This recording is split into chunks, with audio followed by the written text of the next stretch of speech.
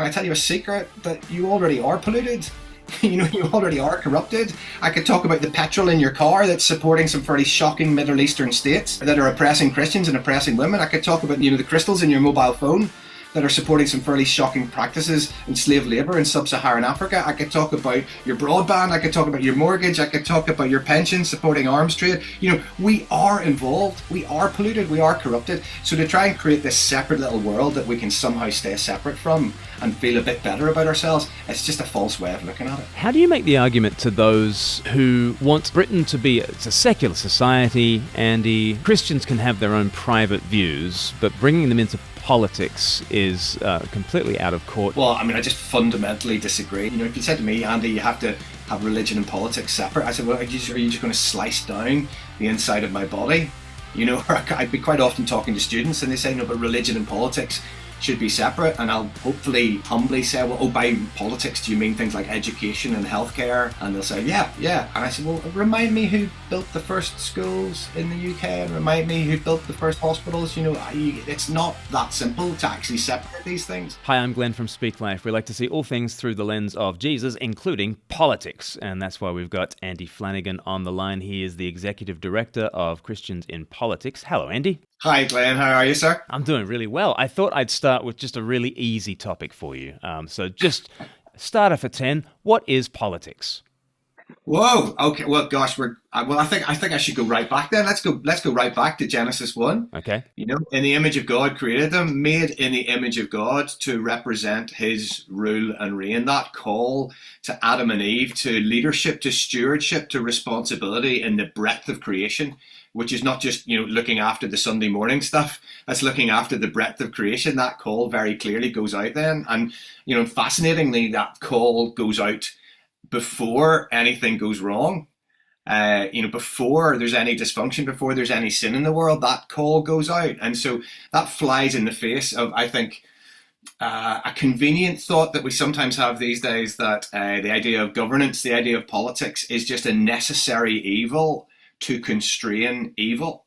That sort of thread of theology that goes, actually, no, politics, it's a dirty game. We'll outsource that to the non-believers. We'll because it's just, we'd rather not have to do it, but I guess we have to because there's evil in the world. We have to do things to fix things. Actually, that's not a biblical way of looking at governance and how we order society. That call to good leadership, to ethical leadership, to representing, being made in the image of God, to representing his rule and reign, that comes right before anything goes wrong. So it would appear that even perfection needs managed, and actually that is actually shown in eternity. It's promised. Paul writes to us that we will be ruling and reigning with him, that's our eternal occupation as well. And so this bit in between is just our chance at an apprenticeship of being involved in that responsibility to lead within the breadth of creation. Ruling, reigning, dominion language is coming in Genesis chapter 1. So it's something to do with, and you said it's about representing God and his dominion over creation. So it's something to do with stewarding the world, stewarding society in God-honoring ways. How would we put words? And I think I major in the word authority more than I major in the word dominion, because of some of the ways that leads to our human, especially our Western mind now, thinking about how power structures work. That God, the whole way through Scripture, makes it clear that he is in ultimate authority, but he attaches himself to the underdog. He's the God of the underdog, who uses Gideon, who uses Mary, who chooses Israel.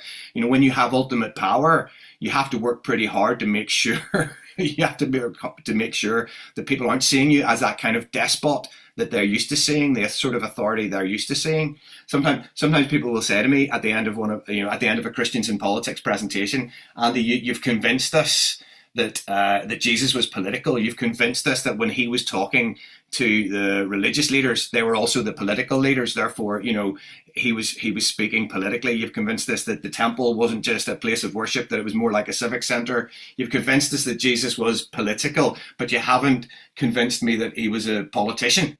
And at that point, you sort of go, well, yeah, that is true, but he wasn't an airline pilot or an accountant either, And so we need to be careful in how we follow him.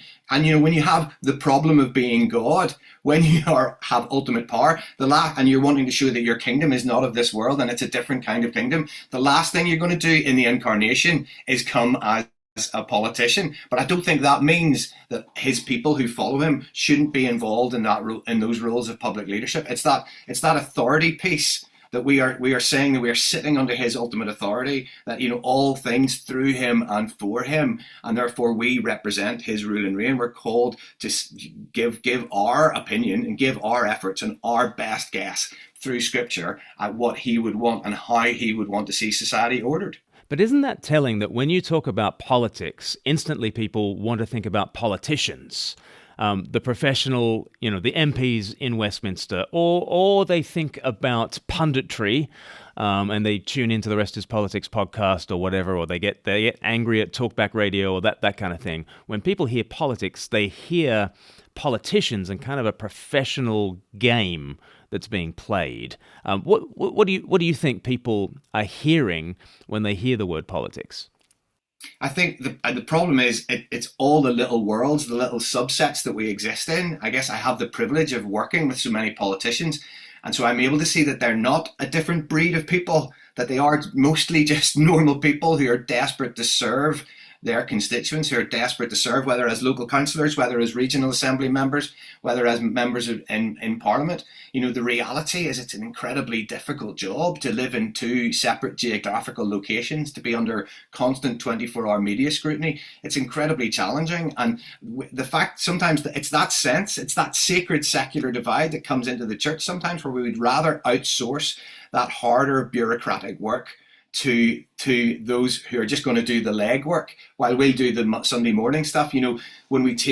When we hear Jesus say, render unto Caesar what is Caesar's, and render unto God what is God's, we go, oh, thank goodness, thank you, Jesus, thank you that we can separate religion and politics. None of those awkward dinner table conversations, render unto Caesar what is Caesar, and render unto God what is God, when actually that's our Western individualist mindset reading something wrong into that passage. When Jesus stood up, what his first century Palestine people would have been, render unto Caesar what is Caesar's, and render unto God what is God's. This small little area of delegated authority under the context of his overall supreme authority. That's what he was saying. And therefore politics is just one of the ways that authority is exercised. And it's just one of the ways, but it is a very strategic way. So you're saying that the render to Caesar what is Caesar's and to God what is God's. In the West, we kind of do this, and if you're just listening on the podcast, we do, to the right. Oh, sorry. Yes. The Caesar, to the left, sacred matters, whereas you're doing concentric circles.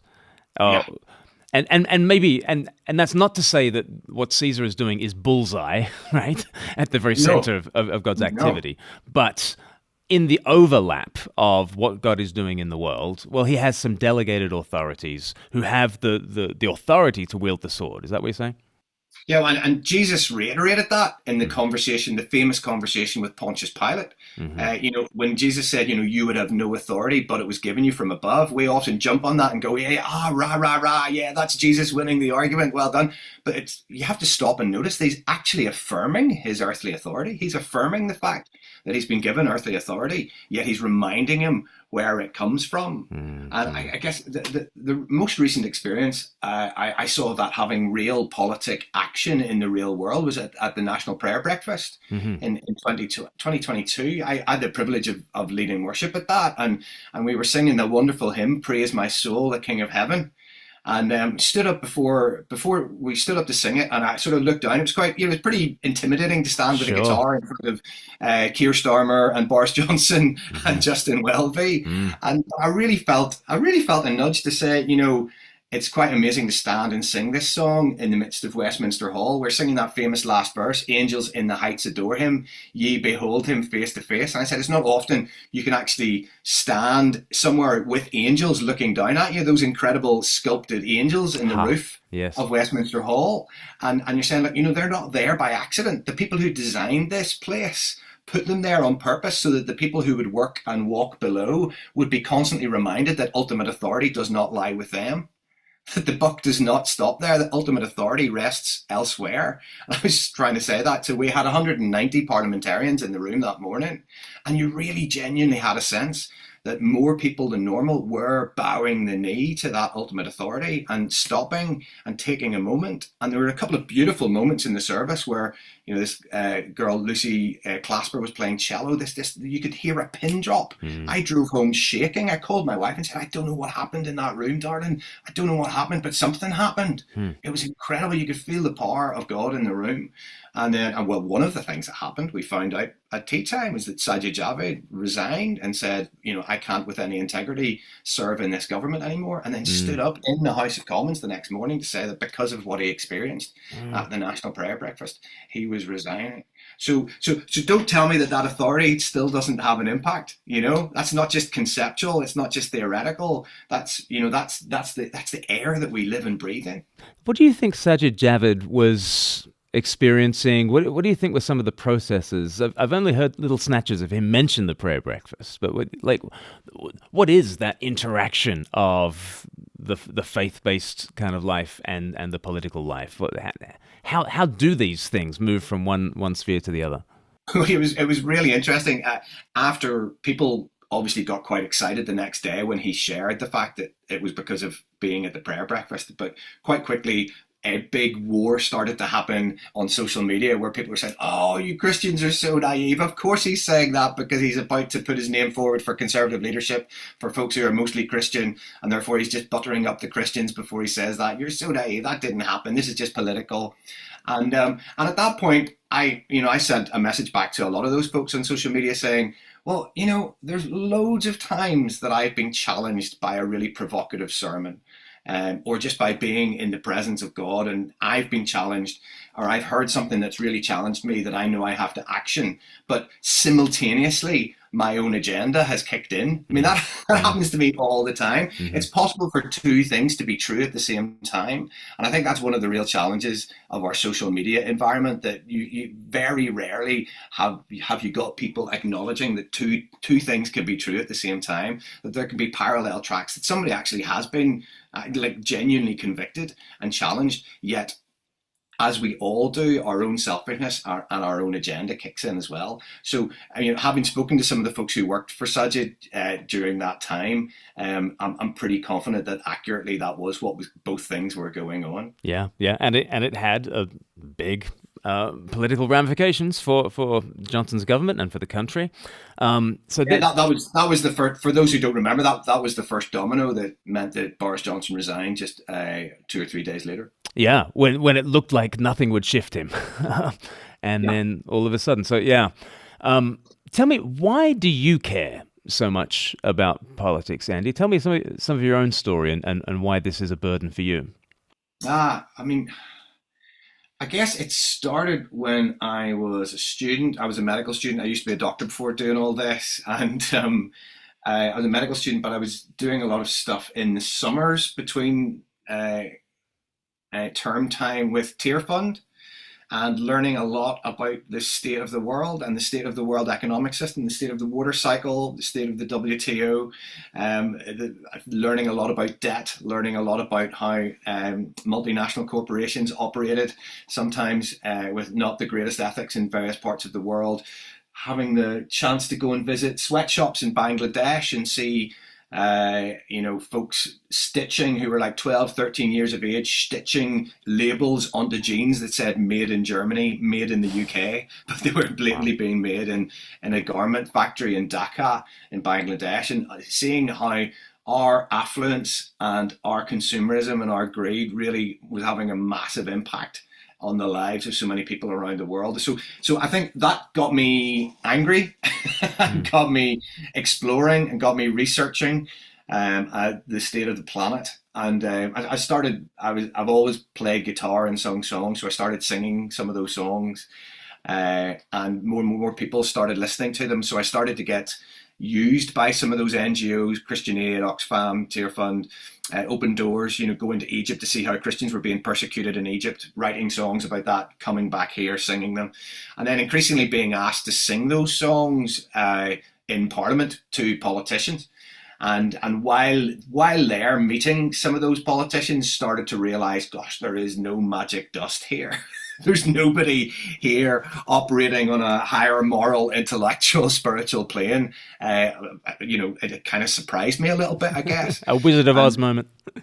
Yeah, absolutely. And thought, you know what? The sort of folks I've met in the world of NGOs and in the world of the church, there's far better, intelligent, insightful, forward-seeking, prophetic, strategic leadership going on that could actually impact this world.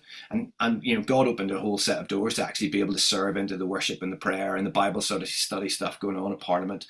And to get further involved and then get involved in some policy stuff as well. And so it was a gradual story of God opening doors to be able to get involved, to hopefully encourage other people. So my job now is encouraging other people across that bridge into the world of politics, so that as Christians, we're not just doing that classic Christian thing of shouting from the sidelines, but actually getting onto the pitch, actually encouraging people to do that, but for people to do that well, to do that in a way that is biblical, and to do it in a way that's relational. It's interesting because you've said a couple of times that Jesus was political, and you want Christians to be political and to engage more, which, interestingly, I often use exactly the opposite words. But I wonder whether we mean quite similar things. But I'm constantly telling people, can we please just lower the temperature? Can we depoliticize? I've often said that, our society kind of with a massive God vacuum, everything else has to elevate to kind of occupy that higher space in our affections and our loves. And without God, well, obviously politics, goes to highest space. And then even entertainment and sports kind of gets elevated. And it becomes incredibly political, and everything becomes heightened. And so I'm constantly saying, can we just depoliticize? Can we just lower the temperature? But it sounds to me like we're not saying a million miles different things. So persuade me to start using the language of get more political, because my inclination is to say depoliticize. Absolutely, and I think it's just the semantics of the language to some extent. We're often talking about get involved. We need salt and light involved in the different political tribes. We need people to be in the midst of it, not just shouting from a distance, but involved, because when you're involved, not only can you be salt and light more effectively, you have to be inside the system, inside the structures, inside the parties to have an impact. But also we want people to smell Jesus from us. We want people to become Christians. It's not just about wanting better policies and wanting more righteous leadership. We actually want people to get to know Jesus. And that's why, and that happens much more easily when you're actually on the inside rubbing shoulders. So we're encouraging people unashamedly to be involved in the tribes, but we're also strongly saying don't lose your identity to the tribe. And I think as someone who comes from Northern Ireland, I think that's the process you're describing there, that actually we have allowed things that should be secondary identities, like being a Brexiteer or a Remainer or being a progressive or a conservative, we've allowed those things to become primary identities. So rather than our primary identity being so focused on Jesus, so rooted in Jesus, we end up, because we need, in the toxicity of social media and in the tough world out there, we want a sense of belonging, so we grab all the more strongly for those secondary identities, which should be secondary, tertiary, quaternary identities. Yeah. But actually we grab them and they end up actually, if we're honest, becoming our primary identity. And the Bible has a word for that, and it's idolatry. When we give unthinking devotion to something. And sadly, I have a very, as you can imagine, Glenn, I have a very broad spread in my social media feed of people like right across the political spectrum. But sadly, I can observe really clearly when folks' primary identity is shifting from Christ to their tribe. I can see it. What are the telltale signs? It's the visceral responses on social media. It's the knee-jerk tribal reaction to anything, and I see it because I know it, because it's the response of my people, the Protestants of Northern Ireland. I grew up in a context where you couldn't just have an academic philosophical discussion about a red, white and blue flag going up in a green, white and gold area, or vice versa. That's when we've allowed the red, white, and blue to become our primary identity rather than Jesus. That's when we've allowed our green, white, and gold to become our primary identity. And that's when somebody pokes your primary identity, like somebody puts the wrong flag up in an area, that's when we get violent. That's when scary things happen. That's when riots happen.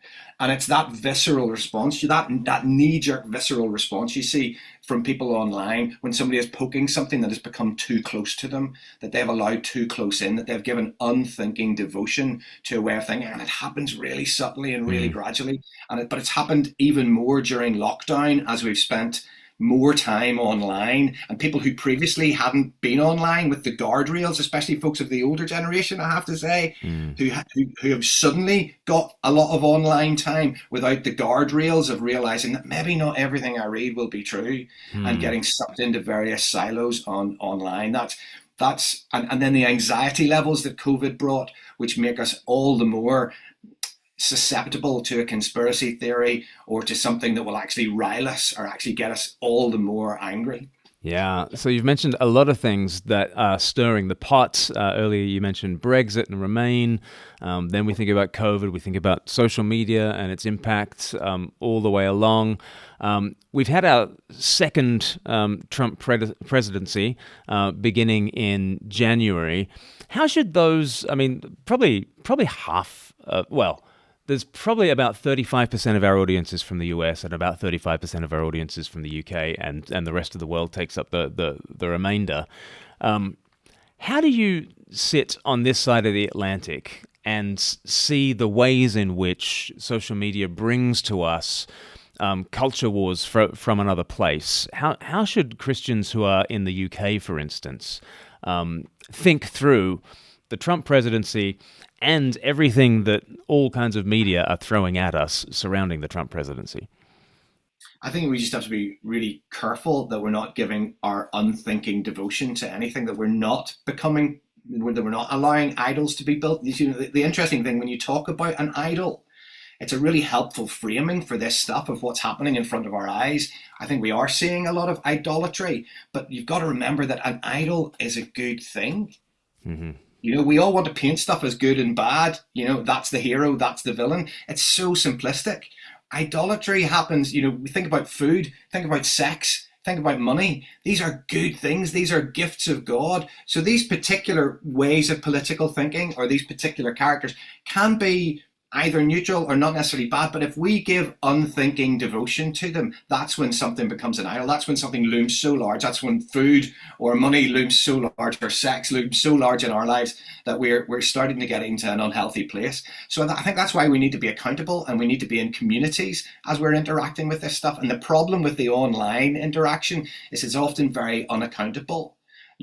Podcasts and online information disciple people hugely, but they're not good disciplers. Right. We're designed to be discipled locally. And I fear that too many people, yes, we want to take excellent wisdom from those who write stuff that'll be from far beyond our borders. But I would say the higher percentage of our discipleship and our accountability to elders has to be local, has to be in the context of our own churches. And so my fear is that quite often what is happening is that people are doing their kind of personal devotion type discipleship with a local church, but then they have this almost like this alter ego that exists online. And it's because those two worlds of discipleship haven't been joined. And we need spaces where we can do that, where we can bond it, because these are important issues to be talking about. It's not like these political issues and the stuff that's happening in our world are not important. We've got massive issues to talk about, huge issues. But they need to be in the light, and they need to be open to the accountability of others. You can go and say, Mark, when you posted that the other day and you said that to that guy, is that really what you thought? Because I know that guy, and he's not evil, and he's not, that actually we need this stuff to be much more in the light. Yes. Okay, that's very interesting, and therefore, when I'm telling people you need to depoliticize, I think you're saying something more helpful in that setting, which is don't just turn the temperature down on politics. Turn the temperature up on Jesus. Turn the temperature up on worship. Turn the temperature up on local embodied discipling in the church.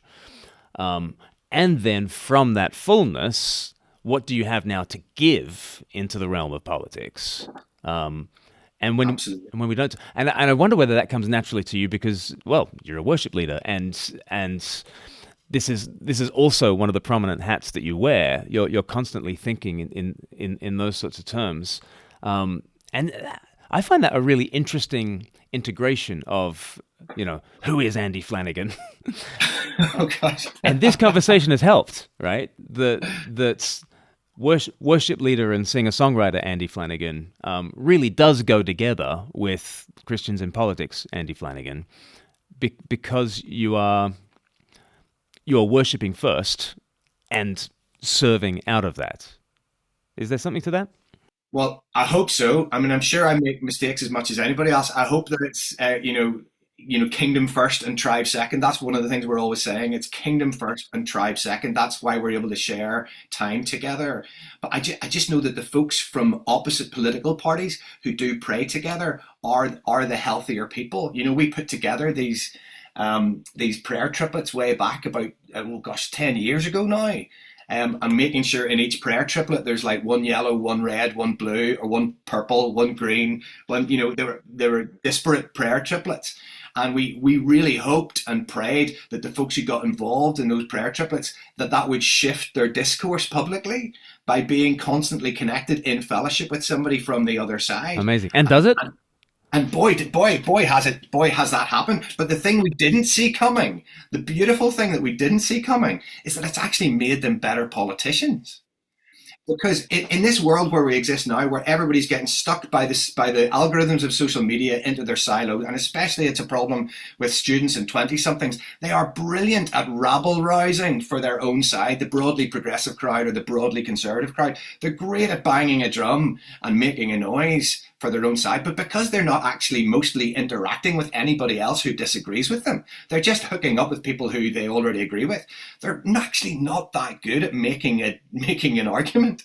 And actually, when you expose them to the reality of the public square, they're not good at persuading anybody of anything. They can just say things even more loudly, and they're often not that good at listening. So because these folks who have been praying together for 10 years, who have been constantly hearing the opposite argument, who have been constantly honing their own arguments, who have been learning to listen, who have sometimes even been changing their minds.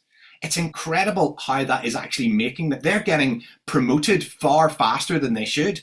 They're actually being given, chairpersonships of committees and being elected and selected far faster than their peers, because it turns out the kingdom way is the way we're meant to do it. We shouldn't be surprised. We put this glass ceiling on it for believers when actually the truth is we are far better tooled up for this stuff than general other members of the public. You look at the incredible conflict resolution, public speaking, rota organization skills that we learn in the church. That sets you up far better. I mean, there are not numbers growing in weekly gatherings. Apart from Weight Watchers, the church is the only place where those numbers are growing.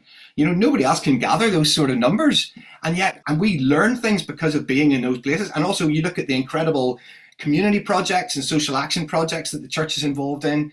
We are actually really well placed often to be those who best know the challenges of a community and therefore are best able to represent that community and therefore to be a local councillor, a local magistrate, a politician. And then number 3, I still believe in the person of the Holy Spirit.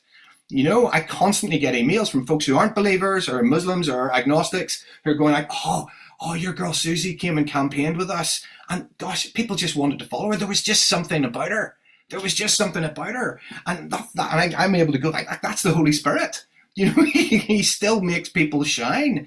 And we get so lacking in self-confidence. We really always want to take the victim, the place of the victim. We always want to write the story of complaint, when actually we are better tooled up than most other people in society to be serving and to be involved in this realm. Yeah, that's so interesting. I mean, obviously Augustine, writing, the city of God, there's the city of God and the city of man.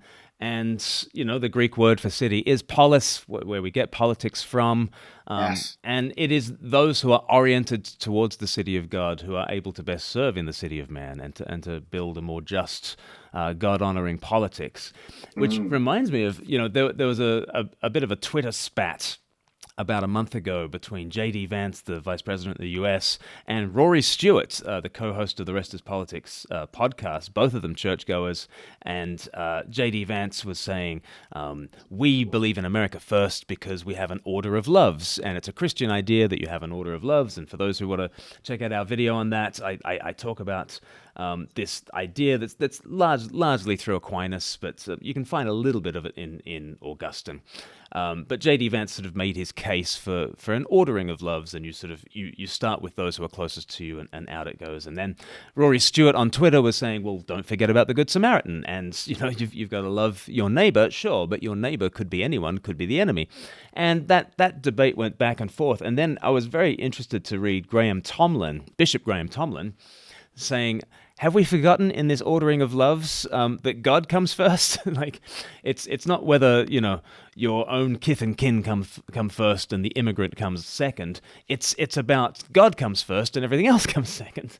And I thought that was a really helpful kind of reorienting, which you're helping us to do as well, Andy. That we sort of we look up to God first, and then serve out of the strength that he supplies. The truth is, we like to be machines, and we like to have a tick list of what our side believes, and that's a lot simpler but lazier than being in constant communion with the Father and knowing on any given day what he might call us to. It's so much easier to respond with the knee-jerk tribal reaction rather than go like, on this situation, maybe we need a progressive response, or on this situation, maybe we need a conservative response. It's that constant communication, and I think that's why I do have concerns in and around our current sort of media space, because there are plenty of things that are put out there that aren't necessarily untrue.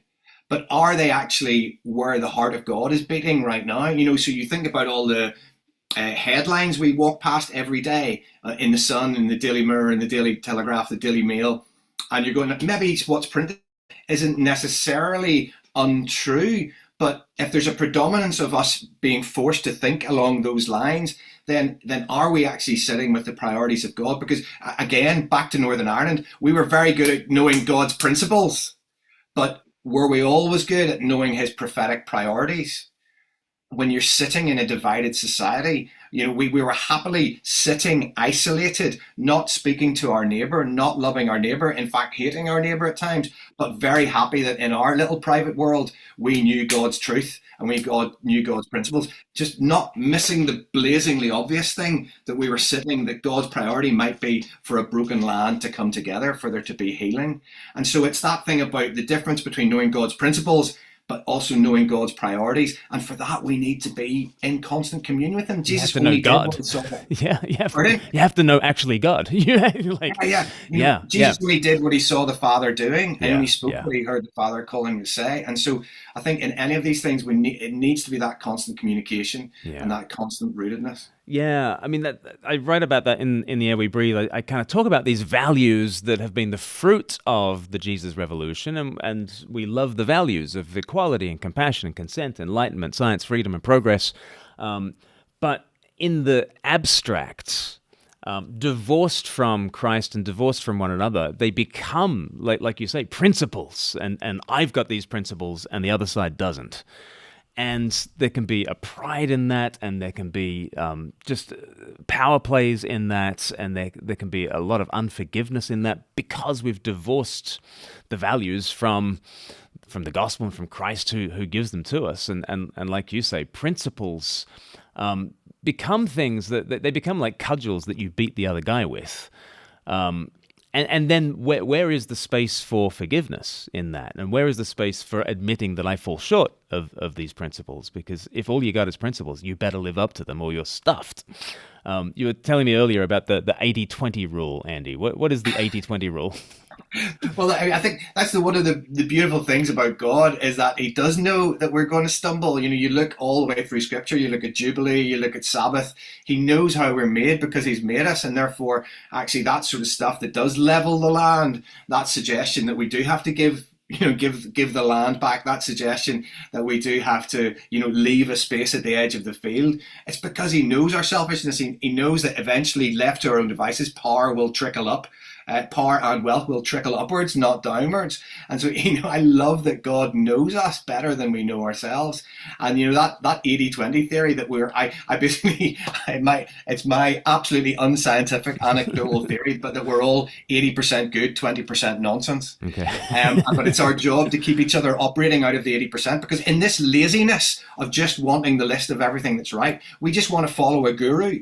We want a guru. We want somebody who will lead our tribe, who will be right about everything. But God, in his wisdom, has made us so that we're not right about everything. He's made us so that we need each other. And we've got different giftings, different charisms, different expertises. And so there are plenty of people who I'll listen to and think, all right, they're great.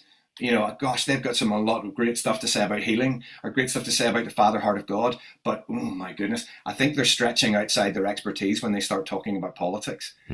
But I'm able to receive the good without necessarily having to go along with it all. But there's a conspiracy that happens between the shepherd and the sheep, because as shepherds, you and I could put ourselves in the bracket of shepherds who do communication, do podcasts, write books. We're more than happy for our people to think we're right about everything, because that means we get an easier ride, and it means we sell more books. And sometimes the sheep are actually really quite happy to, rather than doing the hard yards, rather than doing the critical thinking, rather than looking around, rather than getting to know other streams of thought, just think, all right, okay, I like how this guy looks and feels. I'll just go with this guy, or I'll just go with this girl. And again, it gets away from local discipleship. It gets away from actually our major rootedness being in Christ, rather than putting our faith in a guru. And I see more and more people doing it, even if we don't realize we are. Okay, this is all great in theory, Andy, but I can imagine a listener who's thinking, okay, what about some of these hot button issues? Something like if somebody is like really reliably and vocally pro-life online, let's say, they put out that messaging.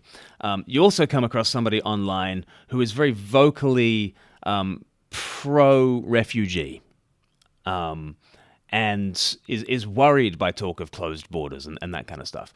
And it sounds like you're talking about me. It sounds like both those people are me. Yeah, right. It's very rare to find that is the same person. Why is that rare, and why should it not be rare? Because I think of the toxicity of social media that we're describing. Whenever you stick your head above the parapet, you inevitably take a lot of arrows, you inevitably take a lot of hits. Therefore, you quickly realize that you need the protection of a tribe. But the easiest way to find that tribe is to just slink back into the broadly progressive crowd or the broadly conservative crowd. And therefore we then just assume, and we take on the tick box slate of everybody on that side. And, life is so much more complex than that. To think, you look at the history of the world, you look at the history of governance, and all through history, things have swung from left to right, backwards and forwards. People have had different ideas. And to stop and think for a second that actually all truth resides on your side, the galloping leap of arrogance that it takes to think that when all through history people have had these ideas and have had those ideas, when actually surely pragmatic, sensible way to think, in the same way we think about parenting. I see this at dinner parties when people are talking about parenting, from the difference between like co-sleeping, earth mother attachment parenting to like Gina Ford, military discipline. But those discussions, because we've given too much of our identity to that, we're so insecure about our parenting. Again, those discussions get visceral. But surely the pragmatic reality is that all of us, as we parent, we pick some good ideas from there, and we pick some good ideas from there. And there should be no problem doing that. We all know that's what we do. Pragmatically, that's what we do, because we're all individual. And in different situations, there will be a moment when a progressive response is required and a moment when a conservative response is required. And the danger is that we react so quickly via social media. We make up our minds so quickly, not allowing time for wisdom, not allowing time for scripture, not allowing time for ancient wisdom, not allowing time to consult with elders, that we don't have to decide everything quickly. And the problem with social media is that, speed trumps truth all the time. And so sometimes we just need to take a breath. Mm-hmm. Does that make you a squishy centrist dad, Andy? Is that the... How do you respond to people who just hear you? I sometimes I'll go conservative, sometimes I'll go progressive. Oh, okay. This is just vanilla centrism. Well, gosh, wouldn't the world be a better place if there were more people like that who were actually engaged and involved? But I think, if you look at, if you did a slate of what I think, if we got into talking about credit creation and we got into talking about banking, some of your listeners would be thinking, gosh, he's well to the left on, on economics, or we got to talking about transgender stuff, people think, oh, well, he's a little bit further in the opposite direction. And so I think you're not looking for a Mishi center. You're not just trying to sort of create a compromise. You're trying to say that actually life is more complex. Life is more complex than just being in one place. And actually, we're called to be constantly listening and called to be constantly learning. And, we are, rather than that simple tribal programming, we're called to be in constant communion. I think that is the reality. And we have a world that's also shifting fast. So anybody that's holding too tightly to any of their ideology really needs to sort of sit up and go, wow, okay, does this still apply? And is this still where God is calling me? Now, don't get me wrong, we absolutely are calling people of Christian politics to be involved, to be evangelistically, missionally involved in those tribes. And therefore, there is some loyalty that comes. Therefore, anybody that's even on a church leadership team knows that there are times when you're going to disagree. But for the sake of leadership, like say a vote on something in your church leadership team is like 8-5. When you then go and explain it to the church, nobody's going, oh, well, I was the minority report. You said, actually, we've decided this together. There is a place for collective leadership. And, and some people say, well, Andy, wouldn't it be better if everybody in Parliament was independent and not part of a party? The whip system. So, that's been tried in various places. And very quickly, after a few years, the party system comes back because it's impossible to get anything done. You can't meaningfully go in any direction if everybody's independent. We need to come together. And it's good that we should come together. And it's good that we can compromise. And it's good that we don't, people often say to me, Andy, I would get involved in that party, but I can't agree with 100% of their policies. And at that point, I sort of say, well, but there is one party that I agree with 100% of their policy, but it's called the Andy Flannagan Party. Yeah. And 20% of it's nonsense. Yeah, exactly. And it has only one member, and sadly it's me. But sadly, that is we paint ourselves into the corner as Christians so often until there's nowhere left to go and no one left to go with, when the missional evangelistic adventure is rubbing shoulders with those who we won't agree with all the time, but with whom we can find common cause. And sometimes we paint this kind of holier than thou ivory tower when that's not the way life is. We say, oh, but I couldn't stand with that. And, and they say, Andy, I would get involved, but I would get polluted. I'd get corrupted. I'd get compromised. And I'll say, well, look, can I tell you a truth? Can I tell you a secret that you already are polluted? You already are corrupted. I could talk about the petrol in your car that's supporting some fairly shocking Middle Eastern states that are oppressing Christians and oppressing women. I could talk about the crystals in your mobile phone that are supporting some fairly shocking practices in slave labor in sub-Saharan Africa. I could talk about your broadband. I could talk about your mortgage. I could talk about your pension supporting arms trade. We are involved. We are polluted. We are corrupted. So to try and create this separate little world that we can somehow stay separate from and feel a bit better about ourselves, it's just a false way of looking at it. How do you make the argument to those who want Britain to be, it's a secular society, Andy. Christians can have their own private views, but bringing them into politics is completely out of court. This was very prominent in the assisted dying kind of debates, and Polly Toynbee in The Guardian, and Lewis Goodall was writing. They were writing quite vociferously that Christians ought not to have a view on this. They can have their private views about the sanctity of life, and that's a theological view, but it has no place in secular politics. What do you say to those kinds of people? Well, I just fundamentally disagree. I think some of that writing was incredibly, philosophically immature and not really registering the reality and the complexity of people's lives. People, if you said to me, Andy, you have to have religion and politics separate, I said, well, are you just going to slice down the inside of my body? I'd be quite often talking to students and they say, no, but religion and politics should be separate. And I'll hopefully humbly say, well, by politics, do you mean things like education and healthcare And they'll say, yeah, yeah. And I said, well, remind me who built the first schools in the UK and remind me who built the first hospitals. It's not that simple to actually separate these things. And the reality is that, I'd be often stood in a room and say to people, well, look, put your hand up if you think adultery is a bad idea. And usually, 90% of the room put their hand up. And then I'll say, well, okay, put your hand up if you think adultery should be against the law. Hmm.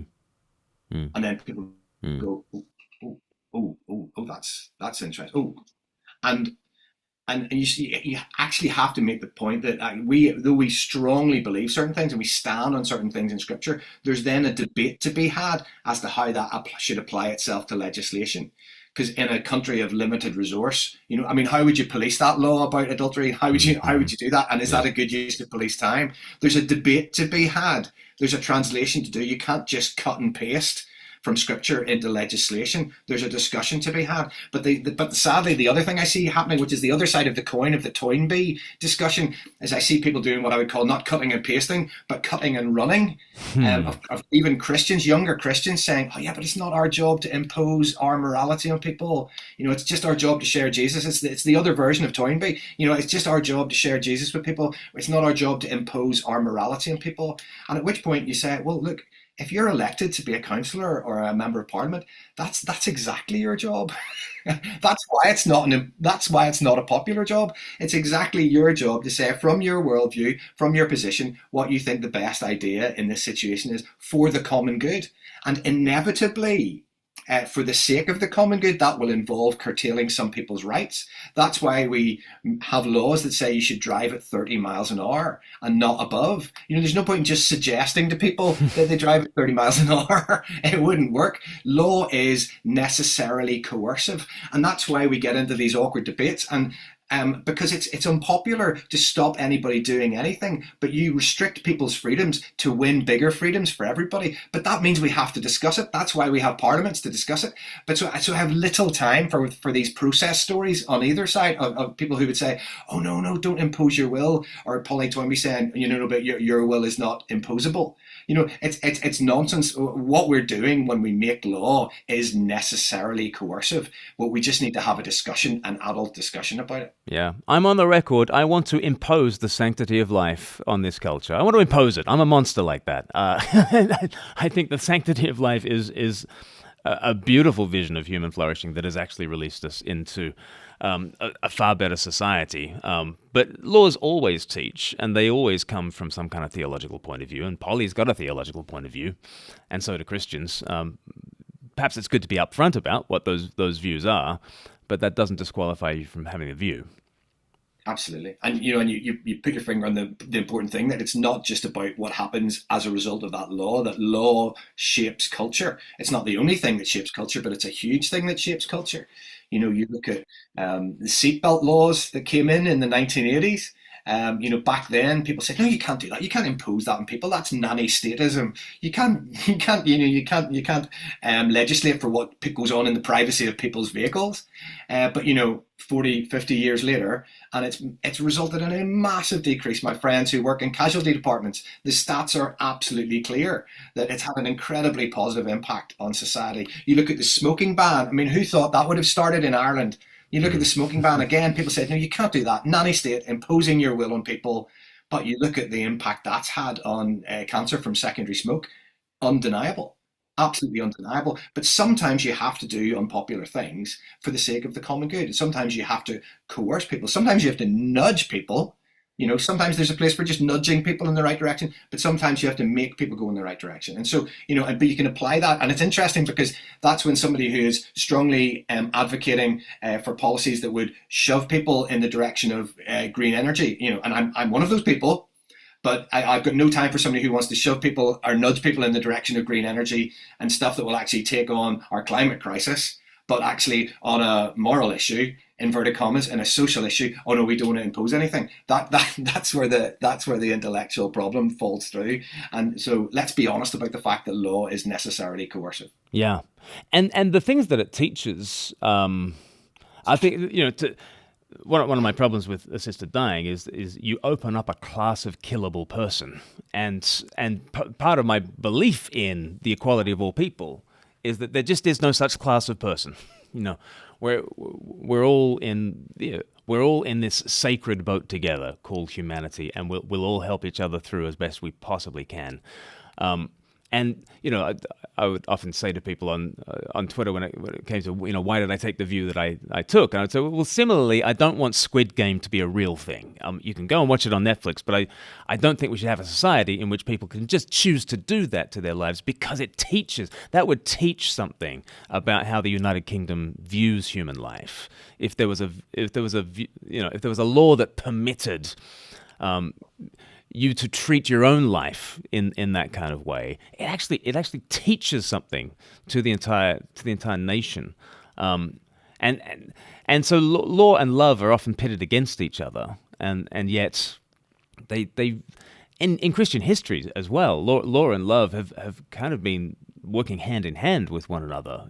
First the church would adopt the children who were exposed, on the garbage dumps, and adopt them into families, and they took that loving approach. But when they got the reins of power, they outlawed infanticide, and you then had a legal moral obligation to raise your offspring. And so law and love kind of go hand in hand in ways that we often divorce. Do you find? Yeah, absolutely. And I think it's why it's so important in our current context. What you're describing of not recognizing that our neighbor is also made in the image of God. I think that often happens because we're not in constant communion, and we're not realizing that we're made in the image of God. If we're looking in the mirror in the morning and not thinking I'm made in the image of God, then it's unlikely we're going to be looking out for it in our neighbor. And that's why the thread of othering, the tribal othering of people, and rather than having those difficult debates and discussions we'd rather those folks weren't on the scene. Again, back to Northern Ireland, we remove people from the debate, actually remove their lives from the debate sometimes, rather than have that discussion. And I think that's why some of the language that is coming to us from across the other side of the pond is at times really, really dangerous, and that we're othering other people, and often that's people of another skin tone, other people that we don't understand, or people that come from a different background to us. That is not recognizing that we're all made in the image of God. And yes, we might have a discussion to be had, and yes, there might be a discussion about conduct, and yes, there might be a discussion, and there might be some legislation that's required to make sure that we all play by the same rules. Absolutely. But actually, the lazy, easy job of the populist is to slam those other people. And that's and we follow Jesus. We follow somebody who rode in on a donkey, who got a lot of populist cheering on Palm Sunday. And everybody's going, great, finally we're going to overthrow the Romans, finally we're going to get out of this. And there's a kind of a nationalistic fervor happening there. But then we get to later on in the week, and whenever Jesus starts to say, well, actually, the problem might be internal here, folks. The problem might be with us as well. And then everybody starts going, oh no, we don't like that stuff so much. Can we have Barabbas, actually? Wow. Yeah. And so, I think we need to be really careful with our public discourse, because nationalism, populist leadership is easy.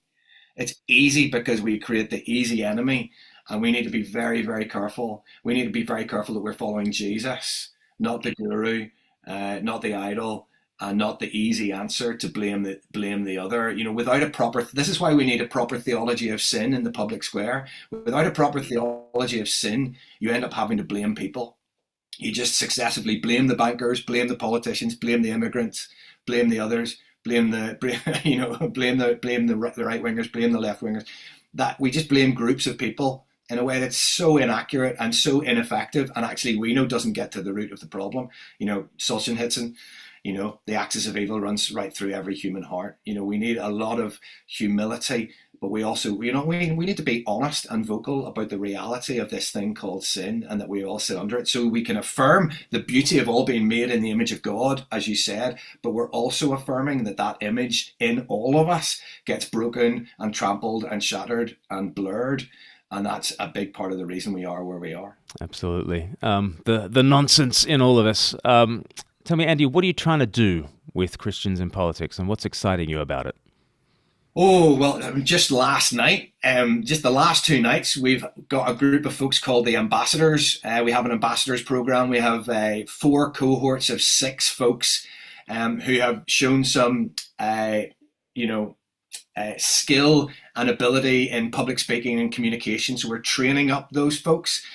Public speaking training, media interview skills training, Christian worldview training, just the normal apologetic stuff as applied to the world of politics. Some of those folks are MPs already. Some of those folks are local councillors. Some of those folks who are aspiring to be local councillors and be involved in politics, to be able to really proactively and intelligently and well share their faith as they go about doing that. So that's our ambassadors program that's running. If people want to be involved in that next time round, we've got a new cohort starting in September. Get in touch with us via the website, christiansinpolitics.org.uk. So that's exciting me hugely. We've also got, unashamedly plugging here, we've also got this thing called the Influence course, which is a 6-week course. If folks are wanting to do this, but not doing it as Lone Rangers, but doing it with a group of other folks from their church, which is exactly how we're designed to do it, this course has been fantastic for folks in a church as their small groups do it for 6 weeks in a row. All the resources are there, wonderful videos,